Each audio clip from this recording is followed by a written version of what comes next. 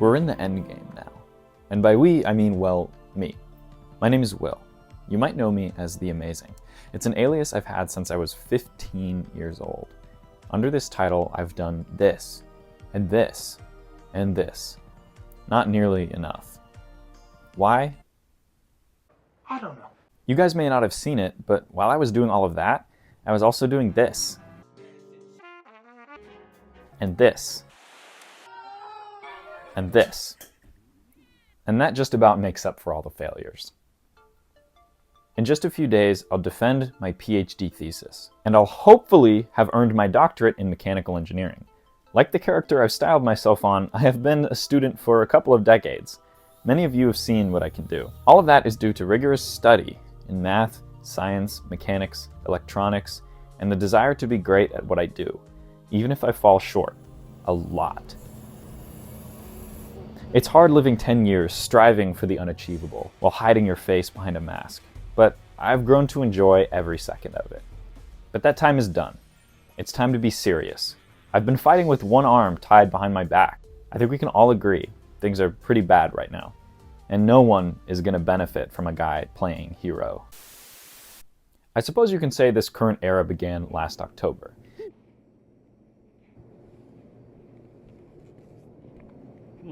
When I showcased my rappelling hook.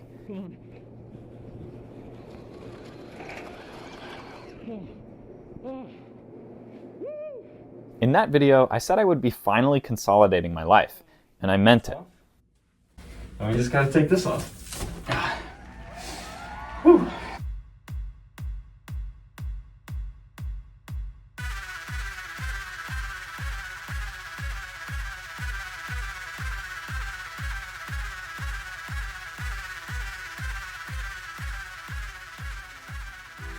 I announced intention to focus on rescue robotics and self-defense devices. So I thought I'd take myself to the International Symposium on Safety, Security, and Rescue Robotics in New York City to see if I could learn a thing or two. Testing, public space testing. It is Monday, November 11th. I'm looking for a video for my dissertation proposal. So I'm here in New York City, outside of Madison Square Garden, outside of Penn Station.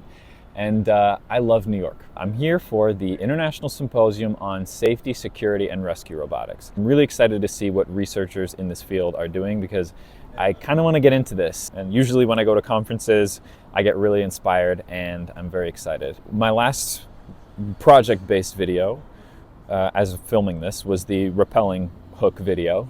And a lot of people really thought it was a great project, really cool idea. However, I really don't want to get into a situation where the cool factor of my project starts to take away from how useful they are. I have always been a big proponent of making devices super functional, not just cool. Actually, I prefer functional over cool, but I also believe that as you increase the functionality, it will automatically become cool. That's sort of the approach that I take. One of the big features from the rappelling project that I did was it was wrist mounted, right? And that's cool. But if you think about a rescue worker, that is quite limiting because you got to be able to use your arms while hooked to a rope. So I really appreciated the feedback where people were saying that exactly that. I really want to keep thinking about stuff like that when I'm at this conference. And additionally, one thing I want to do is have this rappelling system possibly be a robotic thing. Robots are an incredible tool for us humans. They can go places we can't. To have a robot control its descent, maybe even ascent, if that can be another degree of freedom that robots can take advantage of. And I'm not interested in getting into flying robots. We're talking about robots that use a rope, right? Is that something that is viable? Is that something that people would be interested in? I don't know. I really don't want to get into a situation where I have a hammer, so every problem becomes a nail. I want to look at the problem at hand and see if I can create a solution to it, albeit in this sort of, we have our own style, we have our own way of doing things, our own niche, I guess, that we've carved out. Really excited to see what this conference is all about. I've never been before.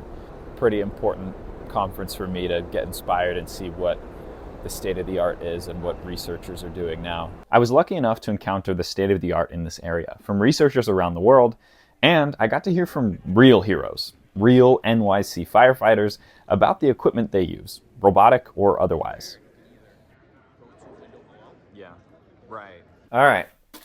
So, I have returned from New York. I know I look a little bit disheveled. It was a busy week. So, to see how researchers who are very prominent in the field of rescue robotics are tackling certain problems, I'm really a fan of it because it's application focused. I really prefer to do application focused stuff. And when the applications are life or death situations, it really makes you feel the pressure to come up with something that is not just flashy, but actually helpful. One thing I really enjoyed about the symposium was it wasn't just papers about robotics.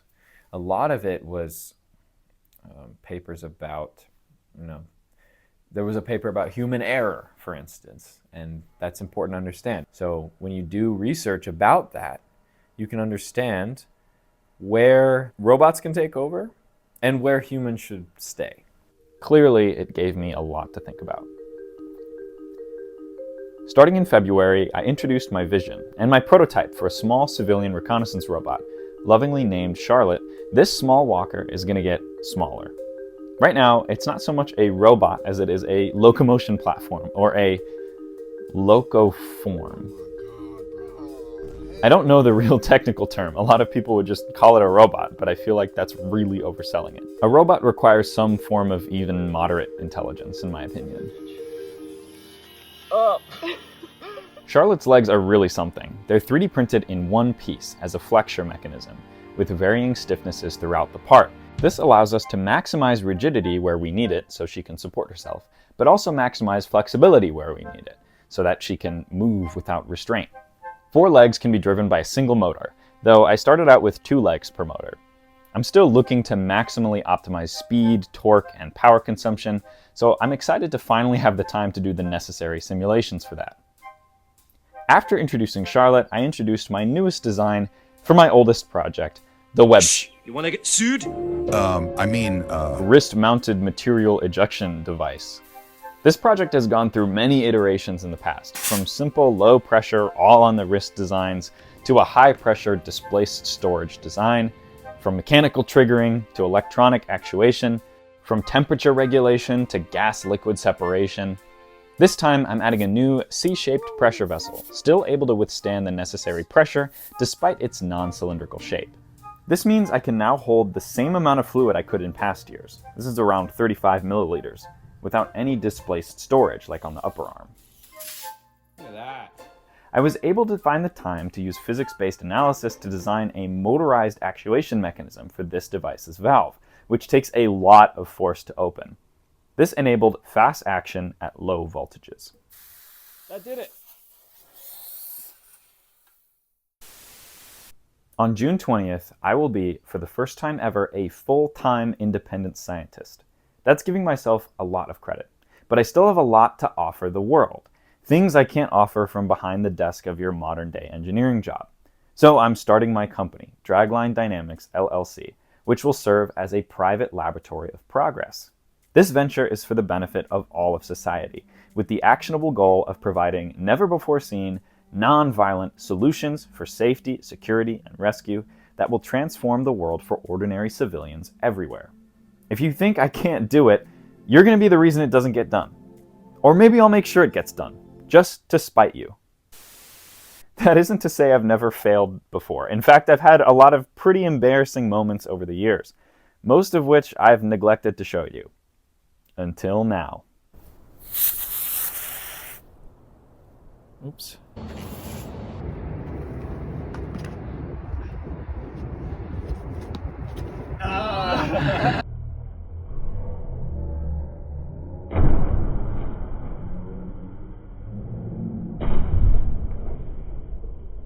And yeah.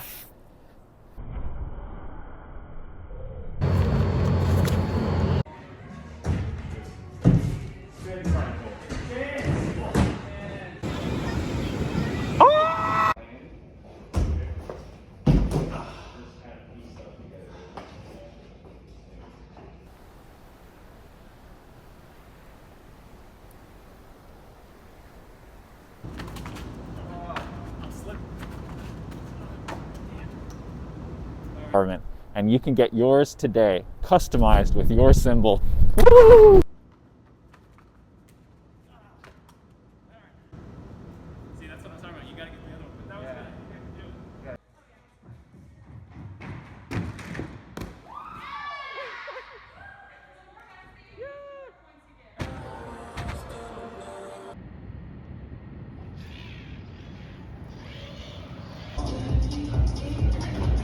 You got it.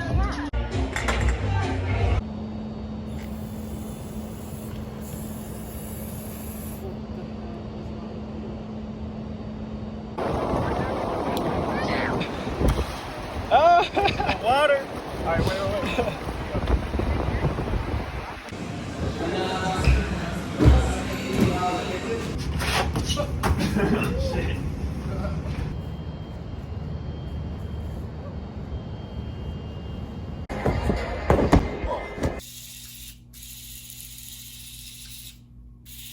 Oh.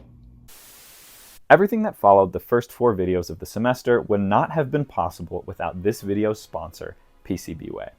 First, I used their spectacular and easy-to-use machining services to generate a proof of concept for a new, even more efficient pressure vessel.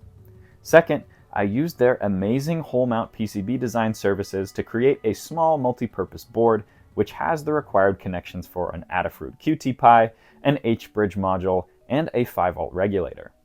This is useful for any project which requires a little bit of thinking and a little bit of moving. It allowed me to give Charlotte more control based on user input, so I could finally see she can walk and she can turn. It also provided her with the means to sense accelerations. This board was an important component in my fully assembled material ejection device prototype, which I call the Spracelet. A bit bulky, but it's complete with fluid storage, battery, electronics, an actuator, and mechanisms. To make this even smaller, I thirdly used PCBWay's absolutely sensational turnkey surface mount service to generate my first fully custom microcontroller with integrated motor control. This is going to be really fun to integrate into a new Spracelet design. But to make sure I'm going to achieve a high degree of miniaturization, I'm currently awaiting another pressure vessel design that will interface far better with this new board. I'm super stoked to put these 2 innovations together. PCBWay has thus been a true partner for my research. If you want to see a similar amount of success, check the link in the description below for $5 off 3D printing, machining, and of course PCB manufacturing. They are your one-stop shop for rapid prototyping. I will say most recently I used this curved microcontroller as the base for testing my first working force myography bracelet. This is an electrode-free muscle sensor, which I intend to use as the ultimate triggering device for any wearable tech. This sensor consists of a grid of force-sensing resistors, essentially analog sensors, which must be interfaced through an analog multiplexer, because the microcontroller doesn't have enough pins on its own. Right now, I have this multiplexer on its own board, but I definitely will be including it in a design for PCBWay.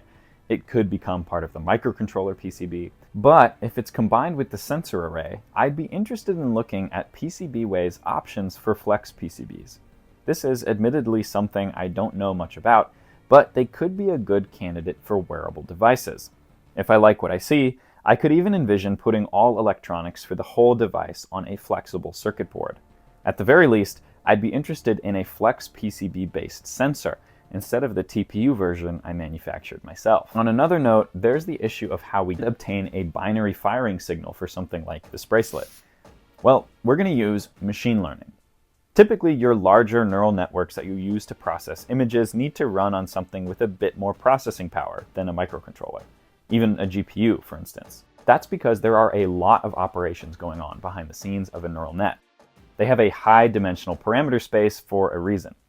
I considered using a more advanced processor before I did some thinking and realized that keeping costs down is super important.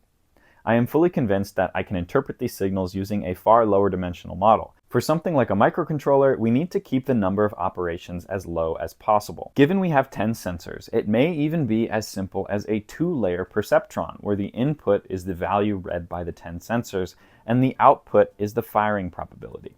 This means there are only 10 weights and 10 biases. If we want to use data points from across a period of time, we just multiply that by how many time steps we want to use as input. Then the output layer probably has some type of activation function, in this case probably a sigmoid, and then we can threshold the output to produce a binary signal. Maybe this will work, maybe it won't. If it does, we may even be able to perform online learning to adjust the parameters of the network on the microcontroller. I don't know, we'll see, but I want to emphasize this is all in the name of keeping costs as low as possible. At the moment, I'm the only employee at Dragline Dynamics, which I have to say is a uniquely non-evil tech company. But I'll need help. If you want it to stay non-evil, or you're one of the thousands of people who have been impressed by what I've accomplished thus far, please consider becoming a patron.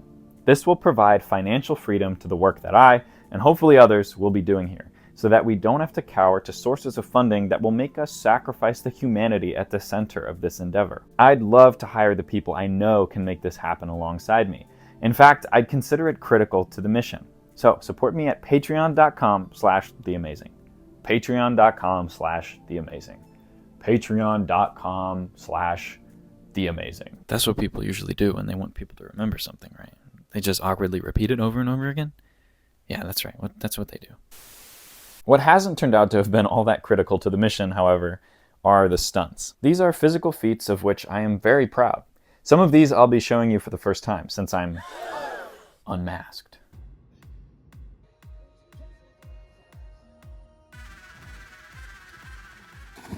So I want to try a thing where I'm like swinging and then I like rappel down at the top of the swing. Let's see what that looks like. Hey, that was cool.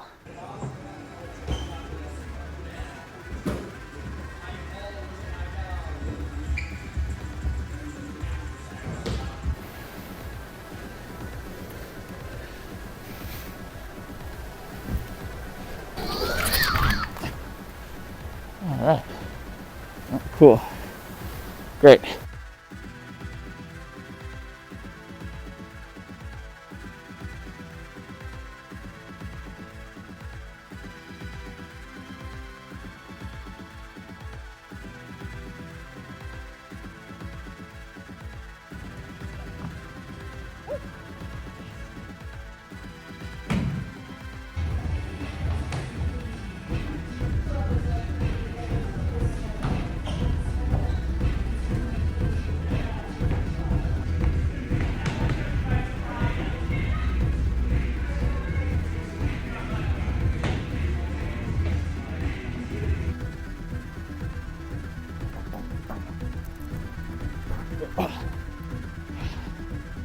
Okay.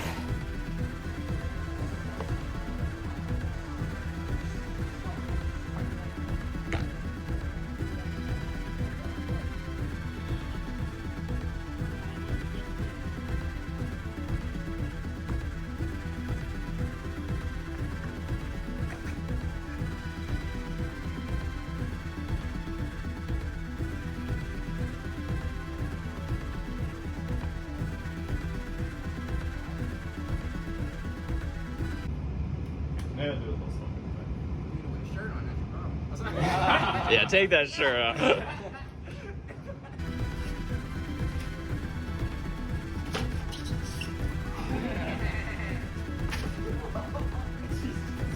was so scuffed. That was bad. I can fix that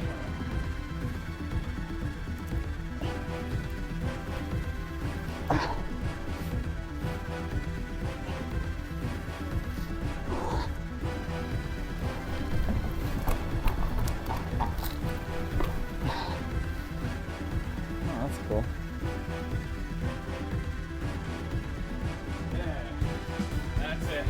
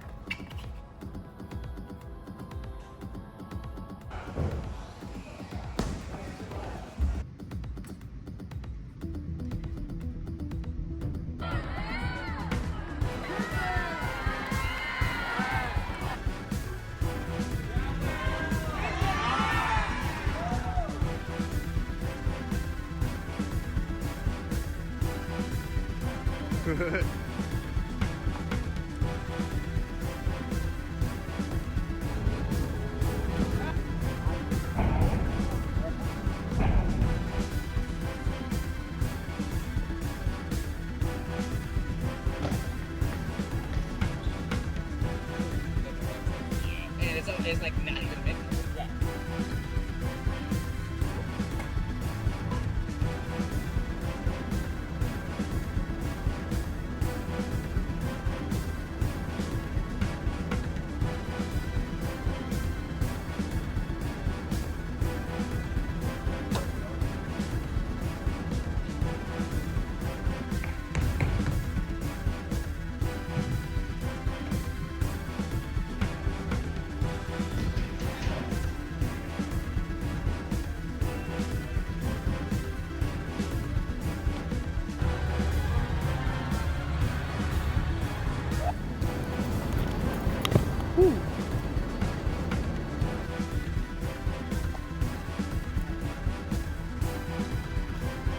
Yeah.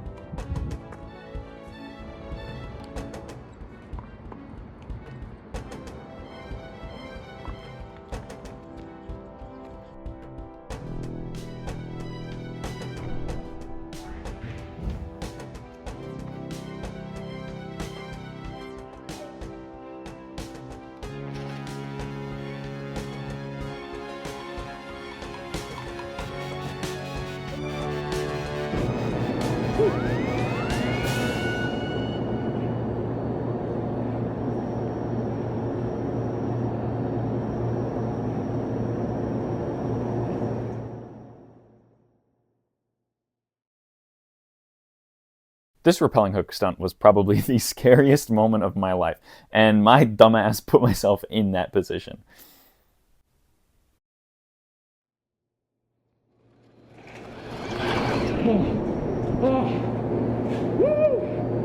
Oh my god. That was terrifying. Imagine a world where the innovations that make life easier and safer don't cost thousands of dollars. Imagine walking home safe at night, knowing you have the power within you to deter anyone who wishes you harm. Imagine refugees from political persecution armed with affordable reconnaissance technology so they know the way to freedom is safe. All around the world, activists fight tyrannical systems who can afford powers like this, and I know innovation is going to level the playing field. And with nonviolent innovations, there will be no media outlet able to claim the loss of the victim's moral high ground. Sounds like a dream, right? I have to echo what I can only imagine was the singular thought of everyone who has ever changed the world. I have to try. I know there are believers watching this right now, and as long as there are, I will never stop fighting for it to become a reality. If you've been a member of my audience for a long time, you know all about all the projects I've presented for this channel. But what about the projects I did for school?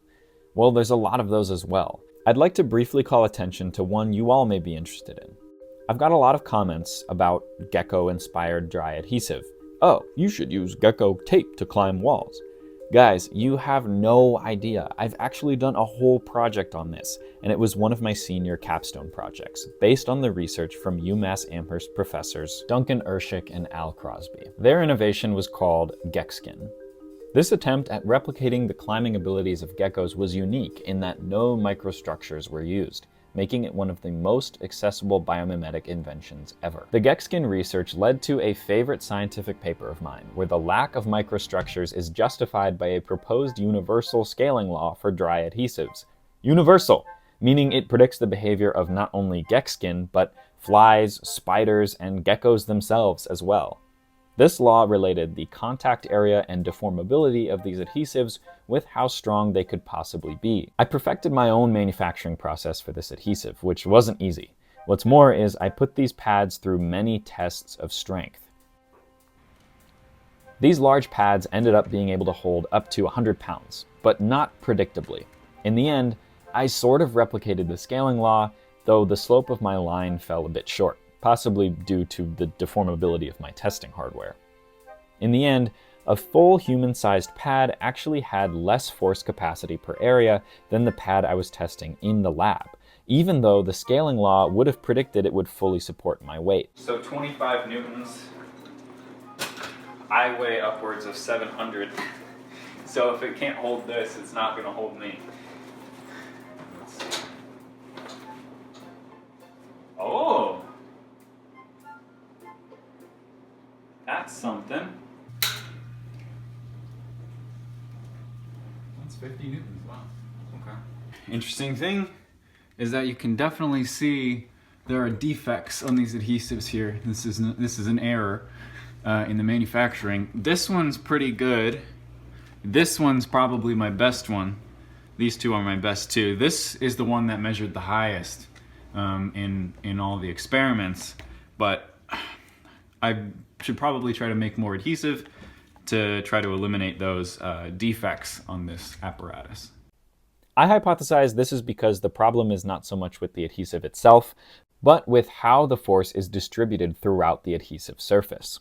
Ordinarily, that's what the microstructures on geckos' feet are actually for. So everyone telling me to use gecko tape, the bad news is it's not as simple as a magic surface which sticks to everything. But the good news is I have the experience and the understanding of physics to properly design an adhesive system that adequately distributes forces so that we can finally achieve human climbing on smooth surfaces without any form of suction, glue, or magnets. So you've seen what I've accomplished so far. Imagine what I can do with more hands, more minds, more opinions, and more time. Get ready for June 20th. It's Dragline Dynamics full-time. And in the spirit of transparency, I see no reason to put the mask back on. Unless you guys are just super not down with the way that I look.